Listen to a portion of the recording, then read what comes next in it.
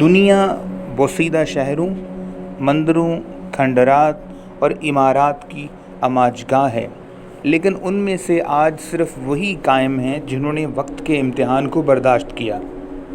ان میں سے بہت سارے قدیم معاشرے ناقابل یقین حد تک جدید اور آگے کی سوچ رکھتے تھے۔ ان کی پیچیدہ شہر کی منصوبہ بندی اور انجینئرنگ کے ناقابل یقین حصے پر ہم اپنے اس پروگرام اور اپنی اس سیریز میں ایک نظر ڈالیں گے۔ کچھ انتہائی سحر انگیز قدیم کھنڈرات ہزاروں سال پرانے اسرار سے بھری پڑی ہیں جو ذہنوں کے سب سے زیادہ شوقین لوگوں کو بھی حیرت میں مبتلا کر دیں گی۔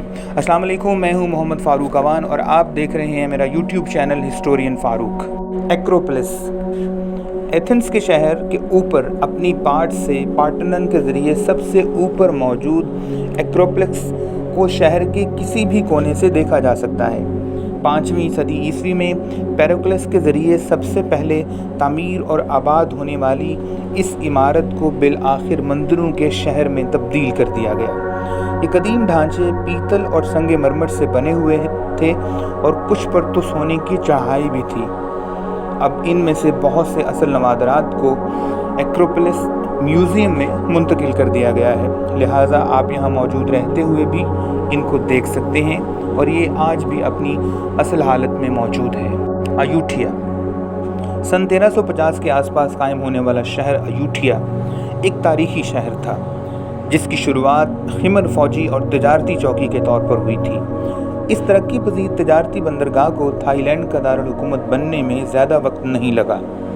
اس نے 4 صدیوں تک اس لقب کو برقرار رکھا، یہاں تک کہ برمی حملہ آوروں نے 1800 عیسوی میں اسے تباہ کر دیا اور اس کو جلا ڈالا۔ چونکہ بہت سارے مندر اور شہر کی بہت ساری عمارتیں اور آثار لکڑی سے تیار کیے گئے تھے، اس لیے اس شہر کی ایک بڑی تعداد جل کر خاکستر ہو گئی۔ آج ہمیں صرف 50 کے قریب پتھروں کی باقیات اور مندریں نظر آتی ہیں جو اس آگ سے بچ گئی تھیں اور یہ آج بھی دیکھی جا سکتی ہیں۔ مساڈا کا قدیم قلعہ ممکنہ طور پر کرۂ ارض کے سب سے متاثر کن کھنڈرات میں سے ایک ہے۔ اسرائیل میں صحرائے جوڈیان اور بحیرہ مردار کے اوپر نظر آنے والے ایک پہاڑ پر جکڑی ہوئی یہ سائٹ حیرت انگیز طور پر خوبصورت ہے۔ ہزاروں سال سے چلنے کے بعد یہ بادشاہ ہیرودوس کے محل کے طور پر تعمیر کیا گیا تھا۔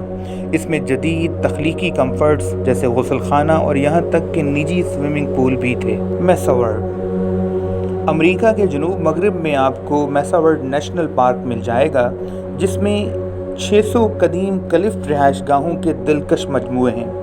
ان رہائش گاہوں میں سب سے مشہور کلف پیلس ہے جو ایک بہت بڑا سینڈ سٹون بچھڑا ہے جس نے اسے 7 صدیوں سے زیادہ عرصے سے بہت سارے عناصر سے محفوظ رکھا ہے۔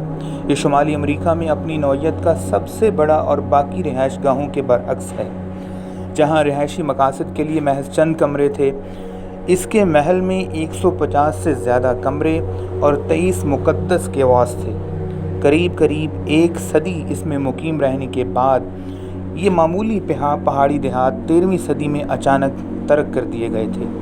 کوئی واقعتاً نہیں جانتا کہ لوگوں نے یہاں سے نقل مکانی کیوں کی، اور آج تقریباً 5800 عیسوی کے مقامات میساورد میں پائے جاتے ہیں، جس میں سے کچھ عوام کے لیے کھلے ہیں۔ سگیریا ایک قدیم قلعہ ہے جس میں سری لنکا کے شہر ڈمبولا کے قریب 200 میٹر عمودی چٹان کا نقشہ تیار کیا گیا ہے۔ یہ بہت ہی عجیب منظر پیش کرتا ہے۔ یہ شیر راک یعنی لائن راک کے نام سے بھی جانا جاتا ہے۔ ان کے سب سے اوپر ایک قدیم تہذیب کی دلکش باقیات ہیں جو کاساپا کی بادشاہی کا دارالحکومت سمجھا جاتا ہے۔ اس کے آخری دن میں ایک قلعہ، ایک بالا محل، شاندار رنگین فریسکوز والی آئینے کی دیوار اور شیر کی شکل میں ایک گیٹ وے شامل تھا جو آج بھی موجود ہے۔ بادشاہ کے گزرنے کے بعد اس دارالحکومت کو ترک کر دیا گیا۔ 14ویں صدی تک اسے بدھ خانقاہ کے طور پر استعمال کیا جاتا تھا۔ اگرچہ سگیریا کی چوٹی پر چڑھنا یقینی طور پر آسان کام نہیں، لیکن پھر بھی لوگ اس کو دیکھنے کے شوق میں اوپر تک ضرور جاتے ہیں۔